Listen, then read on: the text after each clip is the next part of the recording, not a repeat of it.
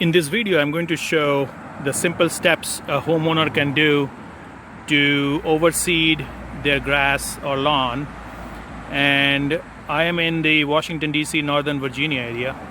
So it is early September, the perfect time to reseed. So you need to seed before at least 1 month before the leaves start falling. And if you are in the northern zone, you might want to start a little early, maybe middle of August. And if you are in a little southern, maybe North Carolina or so, and further down, you can start a little later, maybe mid-September.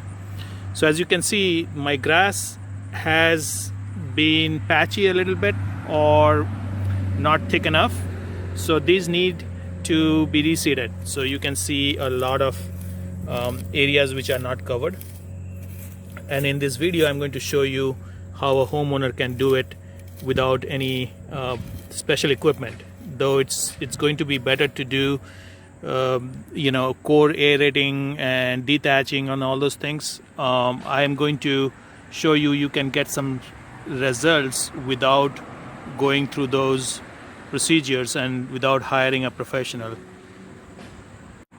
The first thing I'm going to do is remove any of the weeds that I can find, and at this point I'm going to do it by hand because I don't have a lot of weeds, but I want to take out as much as I can. And you can use a treatment, a chemical herbicide treatment. You will find some videos on my channel, but it might be a little late now to put in a herbicide because it will affect your germination rates and it will affect the grass that will be coming out of the seed. So I would not put any herbicide. You should do as much as you can with just going spot and looking at weeds that you can see and pulling by hand. I have an infestation of Japanese tilt grass that I have to take care of, and you will see another video I did. These can be pulled out very easily, and if you don't pull out, it will reseed, and these are annual grasses and it will grow again from the seeds. So it's good to pull this grass out. The herbicides don't work that well, and you should try to pull this out with your hand. The next step is to mow the grass as low as you can. Usually for a fescue lawn, I mow at the highest level, which is around 3 and 3.5 inches. So I'm going to switch to the lowest setting because I want to expose as much dirt as possible. So this is the lowest it can go, and the grass will be cut low, but it will also expose the soil, which is very much needed for the sunlight to go to the soil for the seeds to germinate.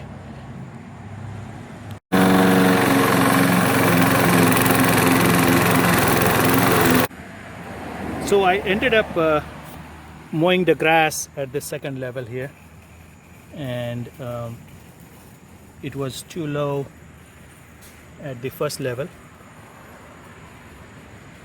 and I'm going to do another round with cross mowing so I can get the grass that has been mulched into the ground even finer. You can collect the mulch, which is probably a better way to do it, and you can collect in a bag.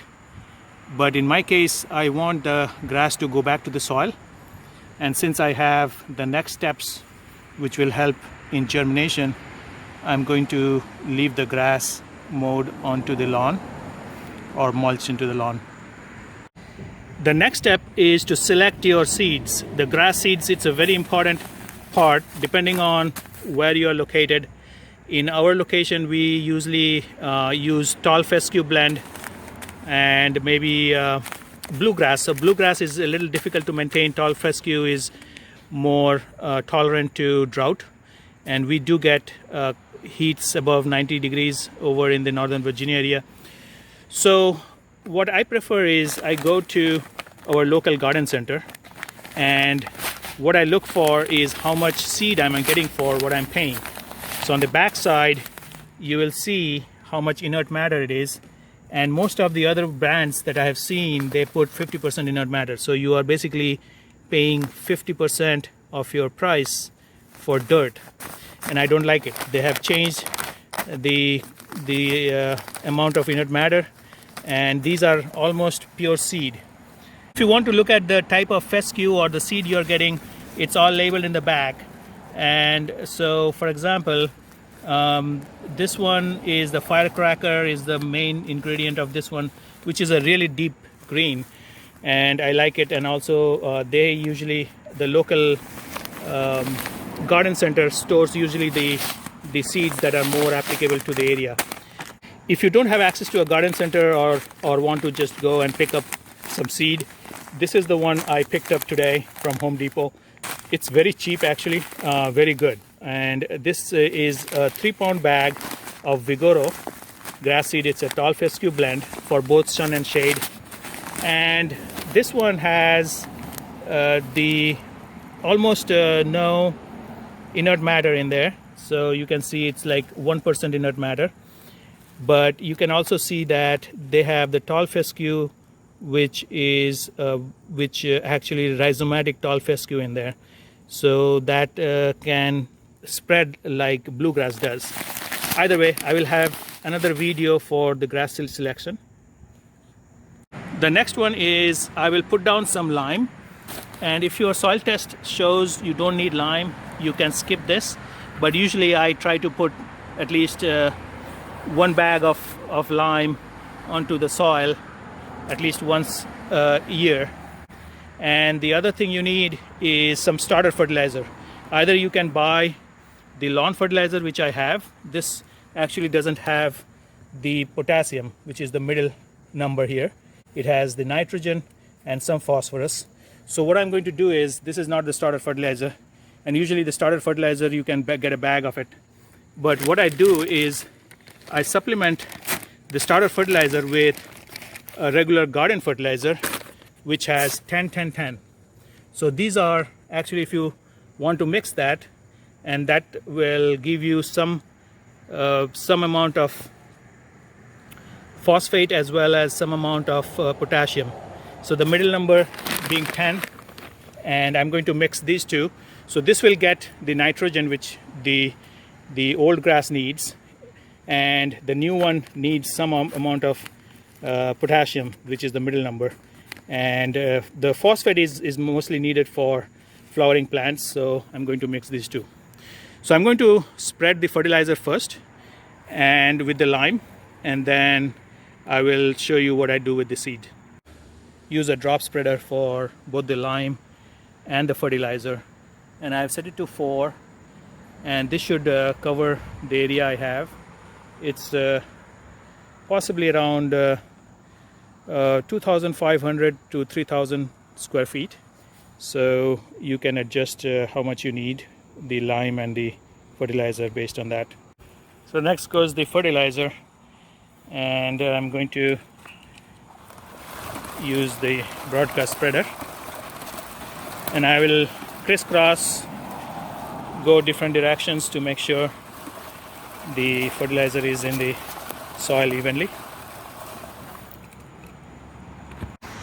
The next step is very important, is the grass seeds.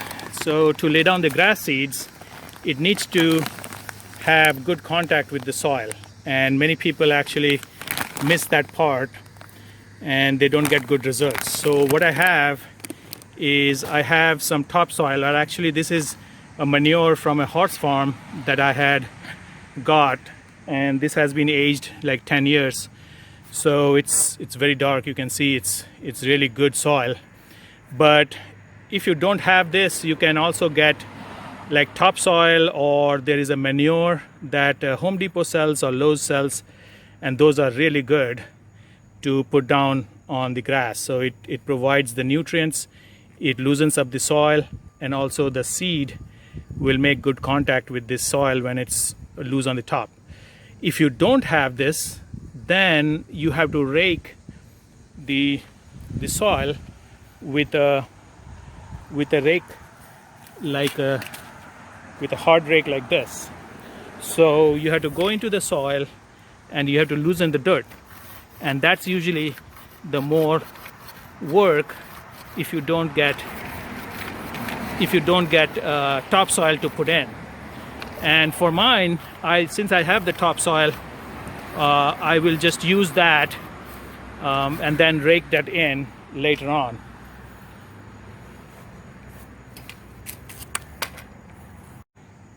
So what I'm going to do is I'll go to mix the seed into the soil. That way when I spread the soil, the seed will already be in.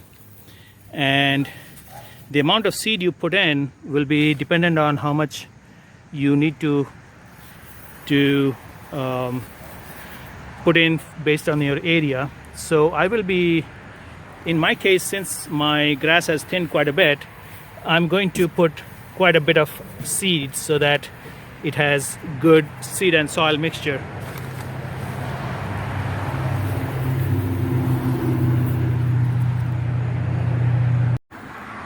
I'm going to put in the plant food fertilizer, which has 10-10-10, so nitrogen 10, potassium 10 and phosphorus 10, because this is required for the seeds. So I'm going to mix this in with the soil so it gets distributed when I put the soil down.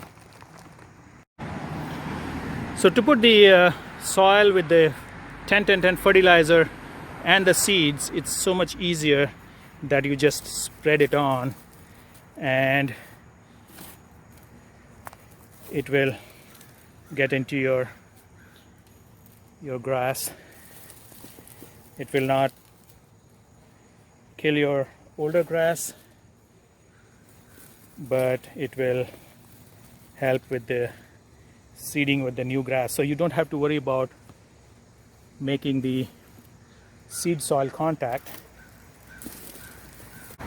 This step is similar to the one-step formulas that they sell in the store for a fraction of the price. So though you are paying for the seed separately, the fertilizer separately, but I've also used the garden fertilizer, which is way cheaper than buying a starter fertilizer, and you can get the garden variety seed that you want and do the mix yourself, and you'll get almost the same result or better result, and you will get a lot more for the money you pay instead of buying a one-step formula, which will probably cover a fraction of the area that you want to reseed. This is the second batch I just prepared for this area. So you can prepare as much as you want and separate out. So this way you are feeding the grass with the rich soil that you have, and also the seeds are going to be in contact with the soil. And the last step is, and not the least, is you need to keep watering twice a day, morning and evening, at least for the first 2 weeks. The fescue takes 2 weeks to germinate, and you want the soil to be moist. So this is going to help in a very short period of time. I was able to put down new grass seeds and also top dress my existing lawn. So hope this helps, and it's much easier than you think to top dress and reseed. So if you like the video, you will see some other videos about lawn and weeds on my channel, so subscribe to my channel. And if you have any comments, you can comment on the link. And I know that there are certain things you can do even more, is aerate it and also dethatch it, but I don't have the machines this year due to COVID, so I'm not going to go and rent those machines. And so this will help me at least for this season, and I will see how it goes in spring.